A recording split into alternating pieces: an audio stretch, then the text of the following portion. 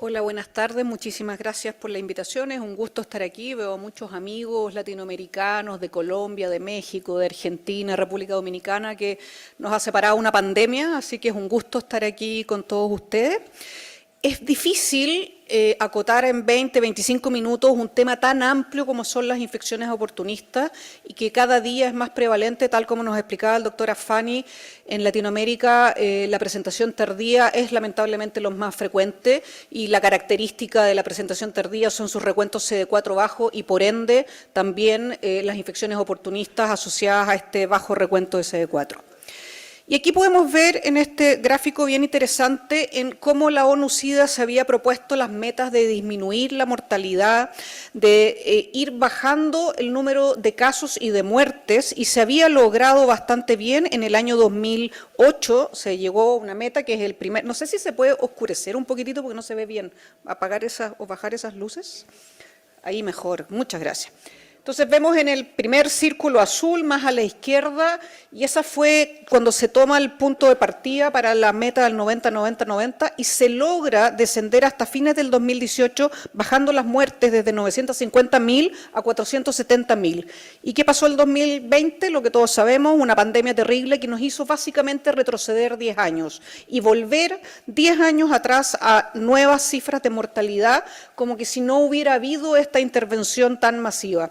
Y sabemos que el COVID afectó muchísimos ámbitos sanitarios, se pospuso la atención, se pospuso el diagnóstico, se pospuso el inicio de tratamiento a lo largo de todo el mundo, pero nuevamente son las regiones latinoamericanas unas de las más afectadas.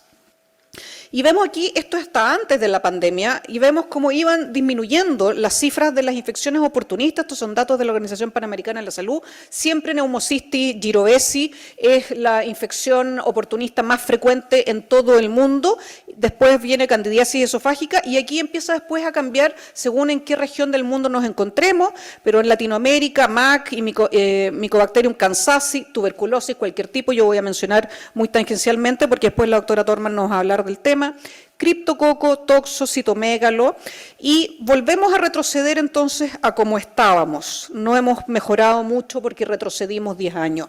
Y vemos aquí esta muy interesante publicación también que la cita Pajo, en cómo en la Guyana Francesa, que es el Caribe, la histoplasmosis es muy prevalente y vemos el número de casos sumamente alto comparado con el resto, pero esto no solo ocurre en la Guyana Francesa, sino que también podemos ver que en América Latina la causa de muerte por VIH, por relacionadas a infección oportunista principal, superior a la tuberculosis, es histoplasma. ¿Y quiénes de aquí les pido, por favor, que levanten la mano, han manejado histoplasmosis?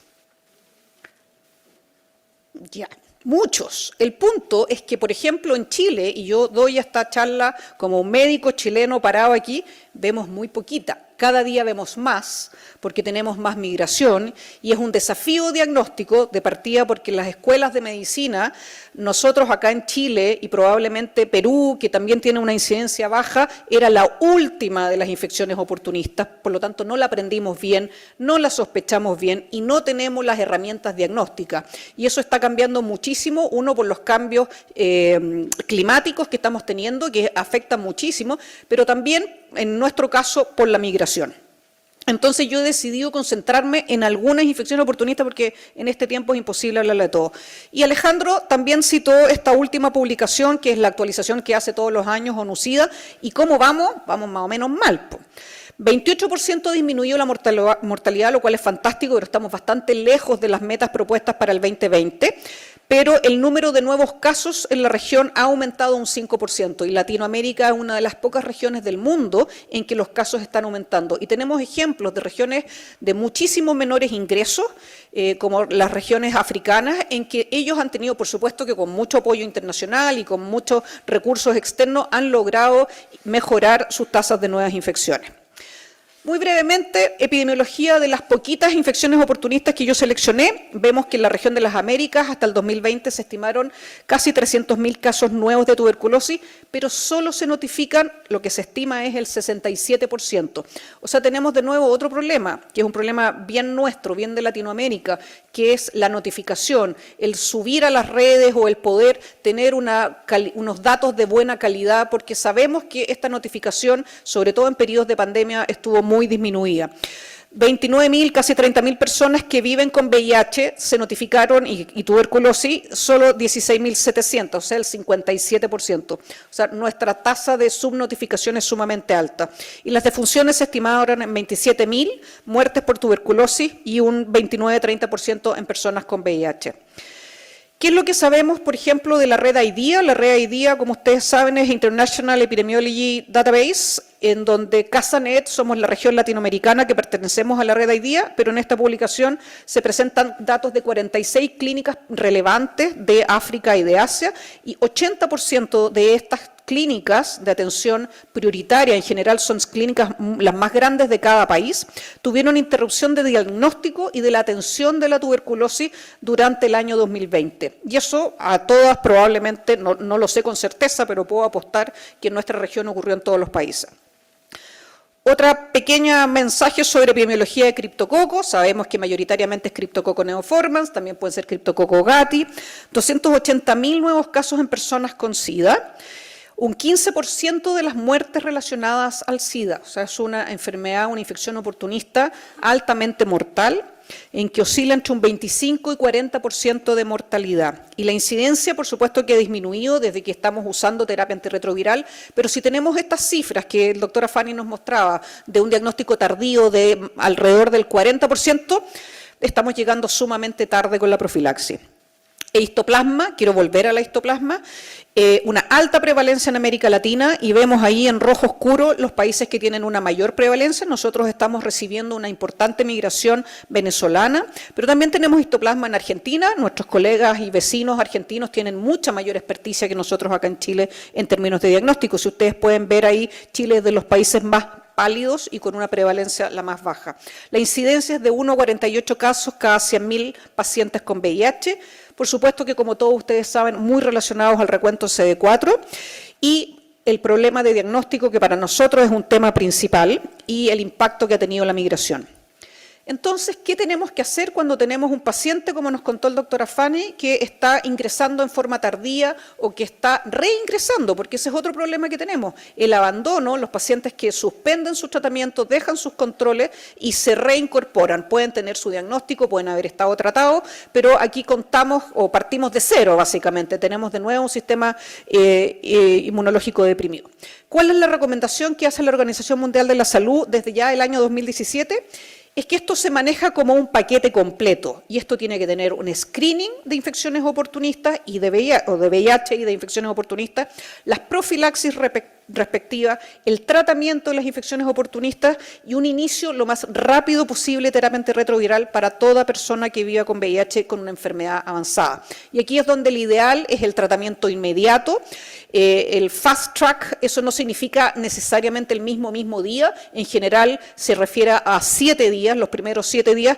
No me voy a ir yo por el lado del inicio rápido de terapia, porque lo mío son infecciones oportunistas, pero hacerles ver de que la prevención y el manejo de estas infecciones oportunistas es este paquete completo: diagnóstico de VIH, diagnóstico de infecciones oportunistas, profilaxis cuando los recuentos de CD4 indican la necesidad de la profilaxis, y lo más no sé si lo más importante o tan importante como tratar las infecciones oportunistas es partir la terapia VIH. Y para hacer diagnóstico, hoy día, esta es una diapositiva que me prestó mi amigo Omar Suez de la Organización Panamericana de la Salud, es que hoy día existe la tecnología para poder diagnosticar muy fácilmente y muy rápidamente histoplasma, criptococo y tuberculosis, que son las 3 infecciones oportunistas más mortales. No las más frecuentes, porque les recuerdo que era neumocistis, pero neumocistis en general no es un problema. Se diagnostica fácil o no necesitamos un diagnóstico certeza, podemos partir el cotrimoxazol. Pero aquí tenemos formas relativamente o bastante baratas, que tienen el apoyo de la Organización Panamericana de la Salud y de la OMS, y que son muy rápidas. En 10 minutos podemos diagnosticar cripto con una muestra sanguínea, en 40 minutos podemos diagnosticar histo en orina, o también tuberculosis, ya sea por GeneXpert o por test urinario. Por lo tanto, existe la tecnología, y si nuestros países no han podido acceder a ella, entonces tenemos que ir a, no sé si golpearle la mesa es lo correcto, pero ir a hablar con nuestros ministerios de salud para que esta tecnología, que está asequible y que la Organización Panamericana de la Salud está dispuesta a compartir al costo, digamos. Ustedes pueden ver además los precios, $7, $4 y $4, precios muy, muy baratos, muy asequibles, y aquí en Chile cada vez que nosotros tratamos de conseguirnos, para los pocos pacientes que tenemos histoplasma es un desangre económico y una dificultad para poder hacerlo. Voy a hablar muy brevemente de algunos diagnósticos más específicos. Esta es una diapositiva bien compleja, son las recomendaciones de qué test hacer en qué escenarios de criptococo. Entonces, a mí me gusta más esta versión, que es bastante más simple. Antígeno para criptococo sérico, si es positivo, puedo tener una infección meningia o no meningia. El ideal es poder hacer una punción lumbar, pero ojo que puedo tener, si es muy precoz esa meningitis, puedo tener un antígeno de criptococo líquido cefalorraquídeo que esté negativo, sobre todo si es muy temprano. Si tengo una antigenemia criptocócica asintomática, este puede estar positivo sin signos o sin síntomas de meningitis. O sea, no cada vez que tengo un antígeno de criptococo significa tener una meningitis. Puede estar partiendo, puede ser muy inicial. Tengo una prevalencia de un antígeno criptococo positivo sérico de 1 a un 15% cuando estamos hablando, por supuesto, de pacientes con CD4 extremadamente bajo. ¿Qué tengo que hacer ahí? Profilaxis, fluconazol, dosis baja preventiva, y retrasar 2 semanas o el inicio inmediato, 2 semanas del inicio del ATAR, o inicio inmediato si tengo un antígeno en líquido cefalorraquídeo negativo. Si el screening de antígeno de criptococo es positivo, partir terapia antifúngica preventiva antes de iniciar o de reiniciar, les mencionaba yo lo de los abandonos, si los CD4 son menores a 100, y considerar el inicio si los CD4 son menor a 200. Si el screening es positivo, evaluar siempre la posibilidad de meningitis mediante una punción lumbar, y ahí realizar tinta china, que recuerden que no es muy sensible, pero es una herramienta súper útil si es lo único que tenemos, o antígeno en líquido cefalorraquídeo, y volver a repetir que si es muy temprano puede estar negativo. Si no se cuenta con antígeno, debe darse profilaxis primaria con fluconazol si los CD4 son menores a 100 y considerar si son menores a 200. ¿Cómo vamos a tratar el criptococo? La inducción es un esquema preferente que es básicamente único idealmente para adultos, adolescentes y niños, es similar. Una inducción que es cortita, solo 1 semana de anfotericina a esa dosis que ustedes pueden ver, más flucitocina. El problema es que, ¿quiénes tienen flucitocina? Nadie tiene, o ahí veo una mano que no sé quién es, pero, o de qué país viene, pero en general no hay flucitocina en ni una parte. Esquema alternativo, que es lo que en verdad hacemos mayoritarias veces, es el que está en rojo. El otro esquema alternativo son 2 semanas de fluconazol más flucitocina, no hay flucitocina, y 2 semanas de anfotericina a esa dosis más fluconazol, tanto ajustado por peso en los niños y adolescentes hasta un máximo 800 miligramos kilo día. Y eso es lo que hacemos normalmente. Esa es la terapia de inducción, recuerden, 2 semanas con el esquema que manejamos la gran mayoría, y luego viene la terapia de consolidación, fluconazol entre 400 y 800, o 6 a 12 miligramos por kilo en niños, hasta un máximo de 800 por 8 semanas, y ahí completamos la fase de inducción, y de ahí tenemos una larga mantención de 200 miligramos de fluconazol en los adultos hasta que recuperemos los CD4. No se recomienda el uso rutinario de corticoides, y esto ya está claramente establecido durante la fase de inducción en ninguna persona, ni en adultos ni en niños. Histoplasma. Yo estoy medio obsesionada con la histoplasma. Entonces, yo les contaba y les mostraba estos mismos datos, y estos son datos publicados de Latinoamérica, o sea, estamos hablando de nuestra realidad, en cómo las causas de muerte están dadas en forma muy relevante por histoplasmosis y más prevalente y más frecuente que la tuberculosis. Entonces tenemos que sospechar y poder diagnosticarla, y para eso tenemos que tener la sospecha clínica considerar que muchas veces el cuadro clínico de histoplasmosis y tuberculosis son bastante similares y difícil de hacer la discriminación solo con la anamnesis, por lo tanto tenemos que testear para ambas. Y si no tengo tuberculosis, o si el examen de tuberculosis o el estudio de tuberculosis, que como todos sabemos es engorroso, es lento, los rendimientos no son muy altos, y sigue este cuadro evolucionando, histoplasmosis es una súper buena alternativa, y lo digo porque veo a varios becados que lo incorporen en su listado, y ya no tan abajo, no en el último lugar, sino que bastante más arriba. El tratamiento también tiene una fase de inducción y de mantención, severa, moderada, severa, anfotericina en las dosis que ahí se ven por 2 semanas, ya sea liposomal o de oxicolato, se pueden, por supuesto, las dosis se ajustan según qué tipo de anfotericina estemos hablando, y la mantención es con itraconazol 2 veces al día por 12 meses, mientras el paciente esté clínicamente estable y con una buena terapia y que se mantenga con carga viral indetectable. Y aquí dice un cuadrito bien interesante, niveles séricos de itraconazol. ¿Quién mide niveles séricos de itraconazol? Nadie, pero yo me puedo apostar que nadie, digamos. O sea, no tenemos acceso a una de las recomendaciones que da la Organización Mundial de la Salud. Estas son las guías que son, se supone, más transversales para todo el mundo, literalmente. Y la presencia de síndrome de inflamación o CIRI o IRIS no se reporta con frecuencia al iniciar TAR en los pacientes con histoplasmosis, por lo tanto no sería necesario el tener que retrasar el inicio del tratamiento. ¿Qué pasa cuando no tenemos itraconazol, cuando el paciente no tolera el itraconazol? ¿Tenemos otras opciones terapéuticas? Sí, posaconazol y voriconazol en pacientes que no toleren el itraconazol, pero en enfermedad moderada, enfermedad grave, ya les dije, partíamos con anfotericina, y esto es ya para la fase de mantención. Pero sabemos que si en el inicio el paciente no puede recibir voriconazol, tiene una mortalidad más alta. Aquí el tratamiento de elección es itraconazol. Por lo demás, el itraconazol es infinitamente más barato que el voriconazol. Así que la idea es partir con itraconazol como primera línea, y si no lo tolera el paciente o si se nos agota, poder pasar al voriconazol, pero no es el voriconazol una primera línea. Muy brevemente, un resumen de otras profilaxis, otras indicaciones partiendo de abajo para arriba, vacuna para virus papiloma, idealmente para mujeres y hombres entre los 13 y los 26 años. Hoy en día esto está extendido particularmente en las mujeres hasta los 46 años, donde se ha mostrado utilidad. Algunos programas nacionales como el nuestro chileno lo tiene cortado hasta los 26 años. Mi Ministerio de Salud me tira las orejas si yo receto una vacuna de virus papiloma a un hombre de 30 años, de hecho no se la dan, y me llega a mí un escrito de por qué estoy recetando fuera del programa. Y como ustedes saben, el ideal es la vacuna no navalente, que tiene más cobertura de mayores serotipos. Histoplasmosis, ya lo vimos, profilaxis con menos de 150 CD4 y alto riesgo por exposición ocupacional o por vivir o venir de zonas de alta endemicidad, que se consideran más de 10 casos por 100 pacientes al año, itraconazol 1 vez al día, el de mantención era 2 veces al día, y descontinuar cuando el paciente está en terapia, cuando sus CD4 repuntaron sobre 150 y tiene una carga viral indetectable por al menos 6 meses. Neumocistis, giroesis o neumocistis, neumonía por neumocistis.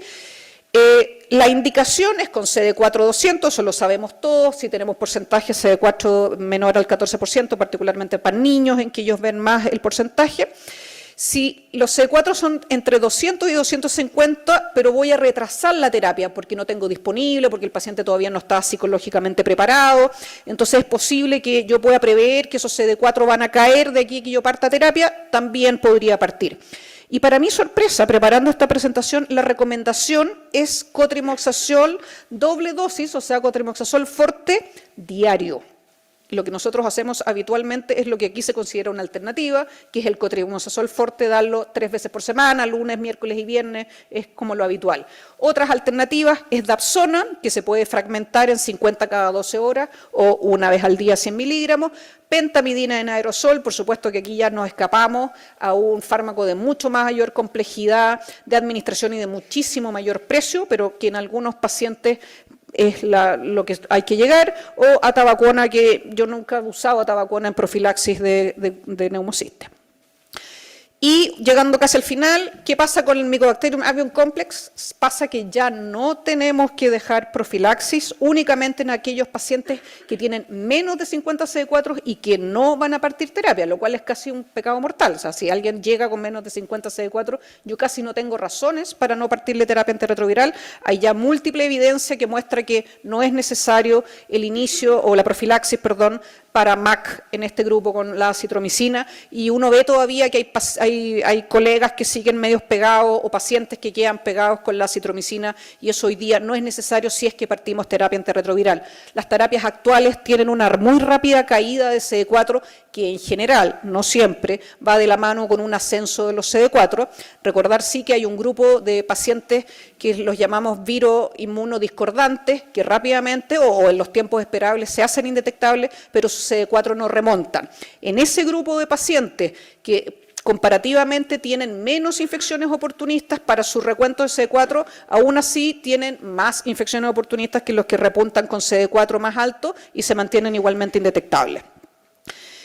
Este es un estudio bien interesante del New England en que muestra en África una profilaxis reforzada, cuando yo tengo pacientes que llevan con CD4 menor a 100 y casi sin preguntar ni buscar nada, por supuesto que descartar infecciones agudas y que yo tenga una sospecha, les dejamos fluconazol 12 semanas, acitromicina 5 días, isoniazida para TB 12 semanas, mebendazol una dosis única y cotrimoxazol. Esto fue un estudio que se randomizó y se vio que los pacientes que partían con esta profilaxis reforzada y aumentada tenían una menor mortalidad a 24 y a 48 semanas. Estamos hablando de un escenario de CD4 muy bajito, pero la verdad es que nuestra realidad latinoamericana no es muy distinta de esta. Mostrando un poco de cómo lo hacemos en Latinoamérica, esta es una publicación hecha por la doctora Brenda Crabtree de México, que pertenece a Casanet y somos coautoras de este artículo. Es ¿cuándo partir la terapia antirretroviral cuando yo tengo infecciones? Porque antes, los que somos más viejos aquí, esperábamos 6 semanas, 2 meses. Hoy día cada vez sabemos que tenemos que partir lo antes posible. Aquí juntamos la cohorte Casanet, son 7 países pertenecientes a la cohorte en que tenemos centros, los centros, en algunos casos los más antiguos o los más grandes de cada uno de estos países, que colaboramos datos y que tenemos una base de datos bastante estructurada. Llevamos 16 años con financiamiento del NIH, tenemos además un sistema de control de calidad de datos que es bastante óptimo. En este estudio, 1.450 pacientes, ustedes pueden ver la distribución: Argentina, Brasil, Chile, Honduras y México, y las prevalencias de infecciones oportunistas. Tuberculosis, 32%, aquí más alta que neumocitis incluso, que fue un 24%, cándida un 16%, toxo un 9% y meningitis un 3%. Y vimos que a lo largo del tiempo, porque este es un seguimiento que ya yo les contaba, llevamos muchos años, más de 15 años, cómo a lo largo de los años se iba acortando el periodo de tiempo y el número de semanas entre que el paciente era diagnosticado con su infección oportunista y nos atrevíamos a partirle la terapia antirretroviral. Y la diferencia es estadísticamente significativa, 5,7 semanas a 4,3 semanas, pero todavía nos falta mucho porque esto no debiera ser más allá en casos muy excepcionales de 2 semanas. ¿Cuáles fueron los factores asociados a partir más tempranamente? Que los C4 fueran bajas, que la infección oportunista no fuera TB, el sitio del estudio, porque los distintos países hacemos las cosas de manera un poquito distinta, y mientras más cercano el año, más rápido partimos. Y en este mismo estudio vimos que el inicio de la terapia antirretroviral ha ido disminuyendo, entonces desde el 2009 hasta el 2018 existe heterogeneidad entre los distintos países participantes porque nuestras guías nacionales no son las mismas y nuestras prácticas no son las mismas, pero tenemos un paraguas común que es la OMS, que a veces uno no pesca mucho y uno mira las guías europeas, norteamericanas, pero la verdad es que este es el piso mínimo. Inicio de TAR particularmente en criptococo, y esa sí puede ser la excepción a la regla. Aquí sí me tengo que esperar, porque si yo parto antes, se mueren más. ¿Ok? Entonces, cuando yo tengo una meningitis por criptococo, pero una meningitis por criptococo, no un líquido cefalorraquídeo normal, con una PCR negativo, con un antígeno negativo, con una tinta china negativo y solo tengo criptococo en sangre, ahí tengo que partir de inmediato. Pero si tengo una meningitis por criptococo, tengo que diferir al menos 2 semanas, porque si no aumenta la mortalidad en forma significativa.